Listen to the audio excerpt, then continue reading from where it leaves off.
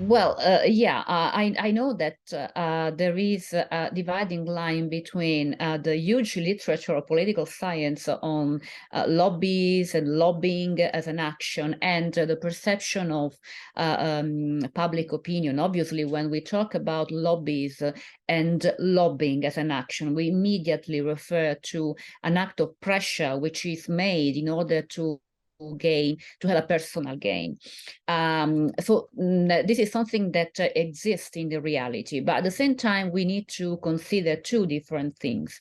On the one hand, we have corruption, which at this level is institutional corruption. So the use of power, any kind of power, for obtaining a personal gain, which can be found, can affect any institution, and this is institutional corruption. And also on the other hand, we need to consider that there are several lobbies operating at the EU level.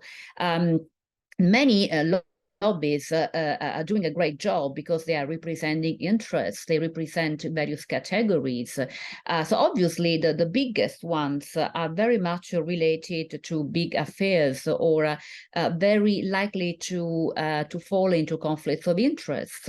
So obviously in some cases there is a gray area which can be perceived in different ways. Obviously it can be perceived as an area in which it's very difficult to distinguish relations between politicians or members of institutions, members of the Commission, members of other EU institutions and lobbies, which may produce very good results.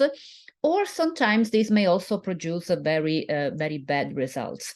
So the gray area exists, and it can be, let's say, analyzed in both dimensions, both positive and negative. But still, we need to consider that lobbying has been one of the most important tools that non-state actors, which are obviously people, citizens, categories which are not dealing with political parties, can be represented at such a high level, and the only way sometimes to bring interest into the policy-making system.